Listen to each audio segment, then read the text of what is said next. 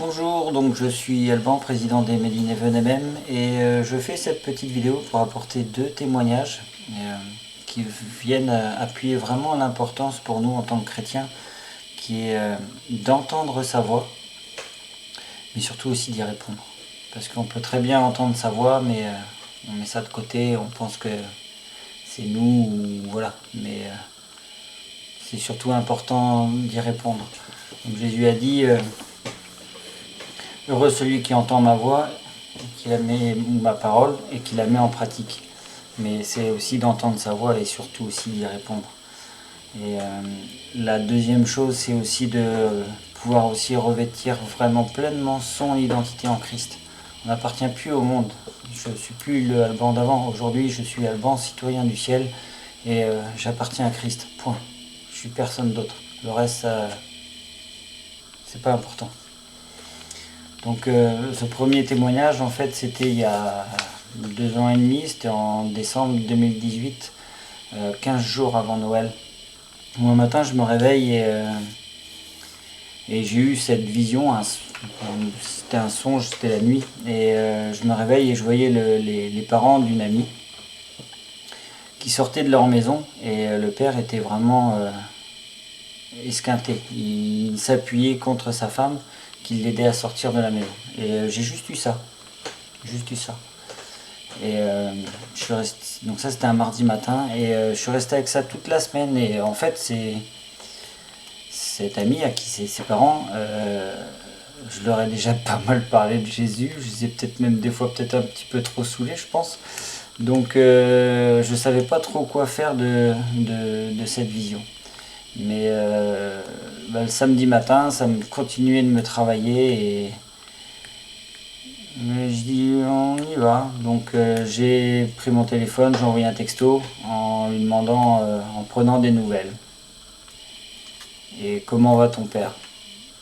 Et là, retour du message. euh, il venait de se faire hospitaliser le mardi.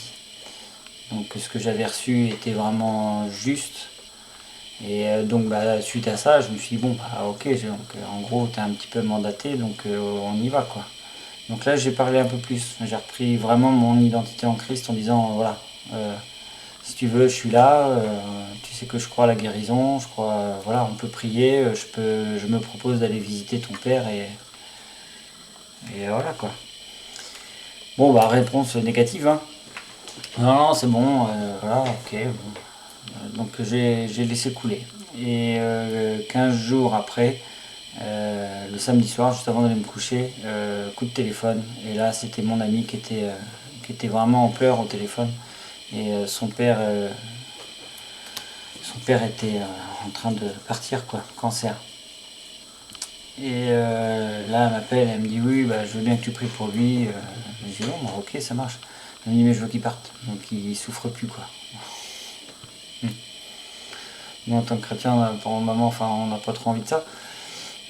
Au moins avant qu'il se passe des choses. Donc je dis écoute, ce qu'on peut faire déjà, c'est qu'on va prier ensemble par téléphone. Et la seule prière que m'est venue à cœur, c'est Seigneur, s'il est prêt, prends-le.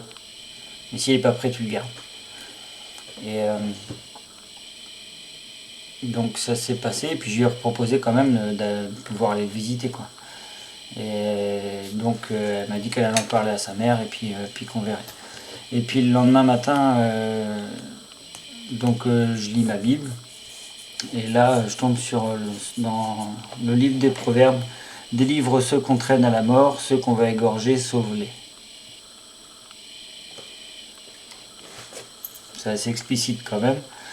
Et je dis bon, ok. Et puis là, au même moment, ma femme reçoit un message en nous disant qu'on a l'accord pour aller j'ai l'accord pour aller au CHU et aller les visiter, quoi. Donc je dis bon à ma femme, je dis bon ok, j'irai cet après-midi. Et ma femme, elle me dit non, tu vas tout de suite. Donc tu prends ta moto, tu vas. Ok, donc hop, j'enfile ma moto, j'y vais, je mets ma tenue, et j'arrive au CHU. C'est la première fois, c'est toujours stressant parce qu'il y a tout le monde qui te regarde, t'as en cuir, tu portes tes couleurs, enfin, et puis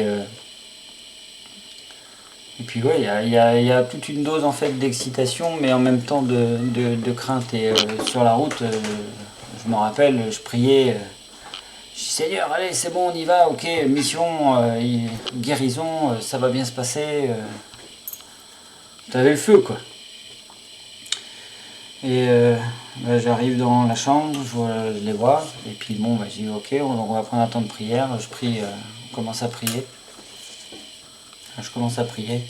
Et je priais surtout pour que le Seigneur lui redonne la vie, lui donne la vie. Cette vie nouvelle que nous on a et que derrière il puisse vraiment recevoir le Saint-Esprit, la guérison et voilà. Je ne suis pas le genre du tout à faire des prières longues et voilà. Donc ça a été rapide, direct et voilà. Et puis après donc je m'installe à côté de son épouse et en fait lui il était dans le lit donc il entendait mais il pouvait pas réagir, il pouvait pas parler. Et quand je me suis assis à côté de sa femme, elle commence à me poser des questions sur nos couleurs. D'où aussi des fois l'important de porter ses couleurs. Ça éveille les questions et j'aime répondre aux questions. Donc j'ai donné différents témoignages de ce que moi j'avais vécu et surtout aussi de qui est Jésus, qu'il est l'agneau. Voilà, j'ai vraiment apporté les bases, le fait qu'il ait donné sa vie pour nous, qu'on soit sauvés et qu'on ait accès à la vie éternelle. Et on a parlé, oui, 10 minutes, un quart d'heure. Et puis là, je sors avec ses enfants pour aller dehors, prendre l'air un petit peu. Et à peine on était arrivé en bas, on reçoit un coup de téléphone de sa mère qui était là-haut, il venait juste de partir. Donc bah, on est remonté vite fait en courant. Et bah là, tu vois, tout le monde en pleure. Bah moi, je m'attendais à la guérison. Donc quelque part un peu frustré.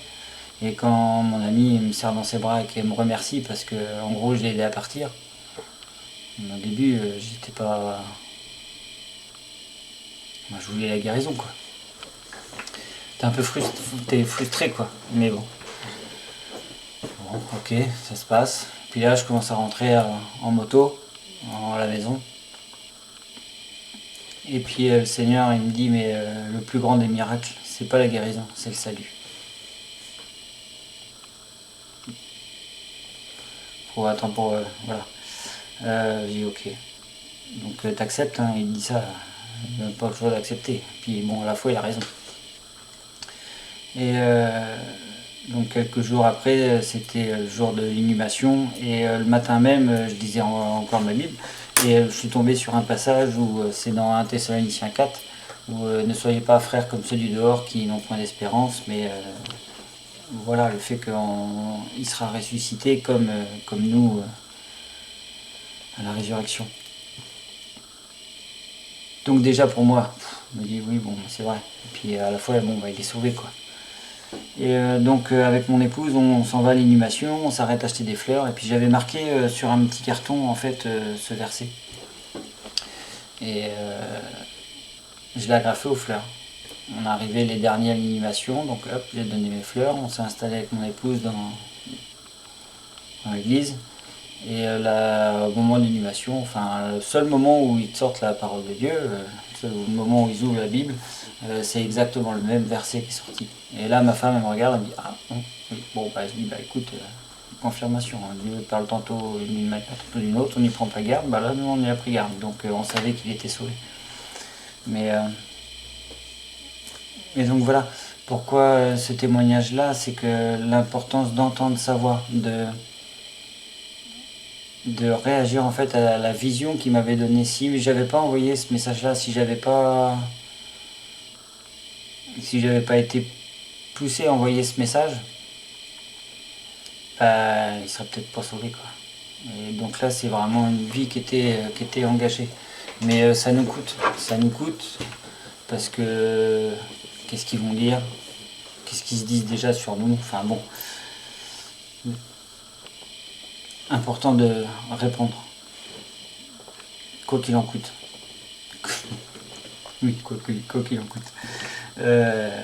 Et deuxième témoignage, là c'est vraiment revêtir pleinement son identité en Christ, mais aussi j'ai vraiment compris que ce verset de Romains 8, 28 où il est dit que toute chose concourt au bien de ceux qui aiment Dieu, qui sont appelés selon son dessein. Et toute chose, même une petite averse, même une banque fermée. Pourquoi Donc c'était quelques temps après, 3-4 mois après ce premier témoignage. Je m'en allais déposer mon fils à l'auto-école parce qu'il faisait un petit permis mobilette. Je dépose, on y va en moto. Et puis là, j'avais un chèque sur moi que je devais déposer à la banque. Et je repars, donc je me dis, bon, vas-y, je vais à la banque. Et puis j'arrive devant la banque fermée. Puis c'était sur une place, enfin voilà. Bon, je repars. Et puis au moment où je repars, là, il commence à y avoir une averse. C'est la Normandie. Mais voilà, même l'averse, elle était prophétique. Oh oui, l'averse, c'est bon. Je me suis déjà pris des chaussées. J'ai dit, hop, on va attendre qu'elle passe. Donc je me suis garé sous le porche au bout de la rue. Donc au plus simple, direct. Et puis là, bon, j'enlève mon casque et puis j'attends que ça passe, quoi. Sauf que même pas 5 minutes après, il y a une voiture qui se gare juste devant. Et il y a un gars qui descend, qui vient me voir, il me dit mais t'es qui toi enfin gentiment. Hein. Je lui dis c'est quoi tes couleurs? Je dis pourquoi? Il me dit bah je suis président d'un club de bikers, donc c'est. Ouais bah ok, je dis, donc voilà, on a fait connaissance vraiment comme ça. Et, mais il me dit mais c'est quoi tes couleurs? Je dis bah moi je suis un chrétien, je suis un serviteur de Jésus, mais par contre je suis contre la religion. Bon là il a bugué. Quand j'ai dit ça il a bugué. Mais bon j'ai pu expliquer un petit peu plus et puis je lui ai offert une biker vue. Et il m'a dit, ah, putain, c'est. Ouais, il avait envie de savoir plus. Il me dit, un de ces quatre, passe à la maison, passe chez moi, et puis on prendra un café ensemble, on discutera. Je dis, ok. Puis là, il reprend quelques temps après, il reprend contact avec moi. Je vais chez lui, et on prend le café, et on a parlé pendant, je sais plus, ouais, une heure ou deux, quoi. Puis je lui ai expliqué Jésus, je lui ai expliqué différents témoignages que voilà. Et en plus donc il avait sa biker bible, c'était sa fille qui lui faisait la lecture, donc j'ai pu témoigner. Puis on en a resté là. Puis 2 mois après, là c'est sa femme qui prend contact avec moi par message et qui me demande en fait la prière parce qu'elle a sa fille qui venait d'accoucher. Donc pareil, elle était au CHU et l'accouchement s'est pas bien passé du tout et le bébé était dans un espèce de couffin. Alors je sais plus si c'était réfrigéré ou chauffant, mais il était en néonate et ça se passait. L'arrivée était pas bonne du tout quoi. Et puis elle me dit mais avec tous les miracles que tu nous as racontés, tu peux pas faire quelque chose, ton Dieu peut pas faire quelque chose. Et puis moi je me remets quand même en tête, j'ai dit attends, la dernière fois que je suis allé au CHU, donc j'ai dit écoute, je vais remettre ça en prière et puis si j'ai l'aval, j'irai. J'étais à la maison, donc aussitôt je me mets un peu dans la prière. Et puis là, oui, j'avais fortement vraiment à cœur d'y aller. Mais je priais, j'ai dit Seigneur, par contre, que si mon bébé, quoi. Donc la guérison, ce serait pas mal. Quoi. Et donc je la rappelle, je dis écoute, ok, c'est bon, je veux bien, je prends la route, j'y vais. Donc je vais au CHU, je rentre dans le CHU.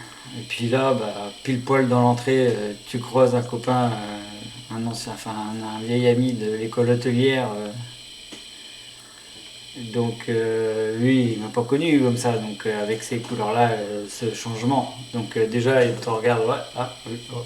Ouais, bon, par contre, c'est bon, là, t'es gentil, mais j'y vais, j'ai un truc à faire. Et puis j'y vais, je vais à la maternité, je rencontre la maman, on discute. Et puis là, donc elle m'emmène en néonate. Et puis là, il y avait le père qui était là. Et on discute un peu. Et puis il dit bon, on va prier pour la petite. Et puis lui, il dit écoute, pose tes mains sur ta petite. Moi, je vais poser mes mains sur toi. Et puis on va prier. Et donc on a prié. Et puis de là, après, je suis reparti. Donc on est sorti dehors. J'ai pu retémoigner avec eux. Je leur ai offert une biker bible. Et là, je suis reparti. Et là, le soir même, coup de téléphone. Non, ou c'est le lendemain, je sais plus. Non, le lendemain. Le lendemain, les constantes de la petite étaient revenues à la normale le soir même. Donc ça c'était top. Ça c'était top. Et encore aujourd'hui, il m'envoie des petits messages avec des photos de la petite en me montrant qu'elle va bien, elle grandit très bien et voilà. Mais ce témoignage-là, c'était vraiment pour voilà, toute chose concourt au bien de ceux qui aiment Dieu. Donc même cette averse qui m'a fait mettre sous ce porche-là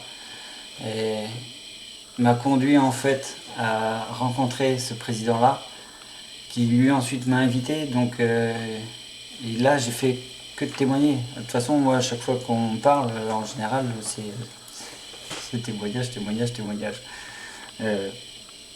Parce que je suis chrétien, parce que j'appartiens à Christ, donc il m'a sauvé, il m'a délivré, donc je suis obligé d'en parler.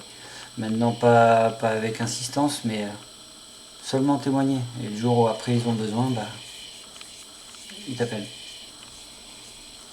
Donc voilà, c'était une petite vidéo courte sur ces deux témoignages, en espérant que ça vous édifiera et que vous serez conduit de la même façon, parce que je suis pas unique, hein. Enfin si, on est tous uniques, mais ça c'est le lot de tous les chrétiens, tous. Allez, ciao.